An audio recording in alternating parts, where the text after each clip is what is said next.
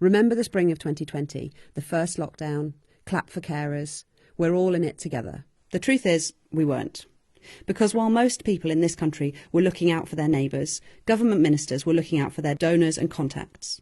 Soon after Boris Johnson reluctantly agreed to the first lockdown, the government created a secret back channel that helped friends of the Conservative Party and other politically connected suppliers make millions of pounds out of PPE contracts. According to the National Audit Office, companies channelled into the so-called VIP lane were 10 times more likely to secure deals than companies without political connections. Meet Samir Jasal. He's a Conservative Party donor, Tory councillor and former advisor to Priti Patel. He's also an acquaintance of Boris Johnson, Theresa May and David Cameron. Now meet Surjit Shergill, Jasal's business partner.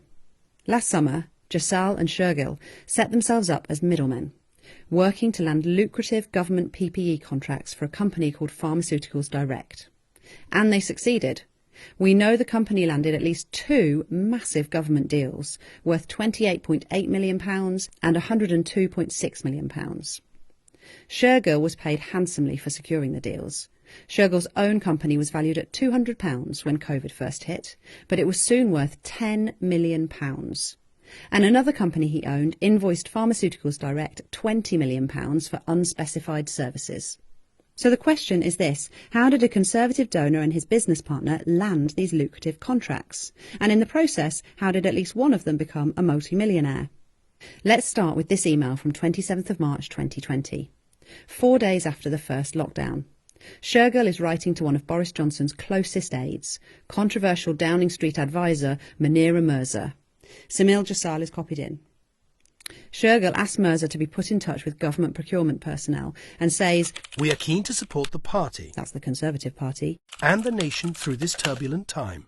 3 days later, Shergill writes to Mirza, again copying in Samir Jasal, saying, "I really appreciate the assistance you have provided thus far, because I can see you have gone above and beyond for us in this situation." 3 days after that, he writes again to Mirza, saying, "I just wanted to personally thank you for taking the time to speak to me over the past few days and ensure my emails were forwarded to the appropriate personnel."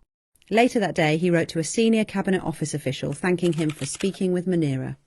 There are then a series of emails, which we have copies of, between Shergill and Priti Patel, with Shergill writing to the Home Secretary to say, quote, "As a result of your intervention, we are now in discussions to offer face masks." A reminder, Shergill's partner, Samir Jasal, is a former aide to Priti Patel.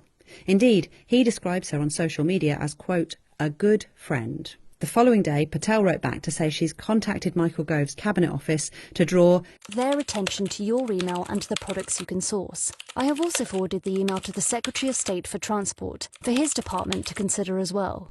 6 days later, Pharmaceuticals Direct signed a £28.8 million deal with the government to supply 60 million face masks at a price significantly higher than the government's own internal benchmark price. The following month, Jasal and Shergill emailed Matt Hancock's health department to pitch for more business for Pharmaceuticals Direct, specifically to sell the government high-end FFP3 face masks. Jasal and Shergill quoted a price by email, then followed up with further emails and phone calls. We don't know what these emails said or who these phone calls were with, because the government refuses to tell us.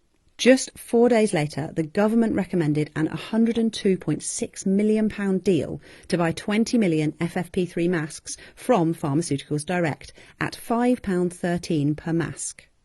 But we've seen an internal email from the Department of Health in which serious concerns are raised about that price. This is well above the average we are currently paying of £2.69 per unit. The unit price for this deal looks too expensive, even in these circumstances. Can you please explore further price reductions and or justify to the AO, the accounting officer, why the price here is so much higher than the most recent deal? The cost to the taxpayer between buying 20 million masks at £5.13 per mask and £2.69 per mask is about £50 million. The accounting officer is urged to greenlight the deal with Pharmaceuticals Direct and is told that the inflated price is justified because there is a current acute shortfall of the masks. So was the high price being asked for by Jasal and Shergill because the worldwide rush on masks was driving up the price? Apparently not, because we've seen an email dated just 4 days earlier from Hancock's health department to an alternative supplier who's offered to supply exactly the same masks. But that second company is told that their high-end FFP3 masks aren't needed because the government, quote, now has sufficient supply arrangements in place to meet requirements over the coming months. That second company isn't asked to beat Pharmaceutical Direct's inflated price. Indeed, the accounting officer is not even told there is a second company offering to provide the exact same product in the same quantities. Cheaper masks were potentially available, but for some reason, the government didn't explore that option and instead went for the ones being sold by a friend of Priti Patel. It's worth noting at this point that many well-established firms which lacked political connections have repeatedly complained that during the first wave of the crisis, when PPE was in desperately short supply, they were unable to get the attention of officials. But the system worked for some people. Good Law Project has evidence that Subjit Shergill charged Pharmaceuticals Direct £16.37 million plus VAT for his services as a middleman between the company and the government. So why did Priti Patel, Matt Hancock and Downing Street aide Munira Mirza bend over backwards to support Jassal and Shergill? Why were civil servants overruled when they raised concerns over the prices being charged? Why was the existence of a rival company offering to supply the same products in the same quantities ignored? The country deserves answers.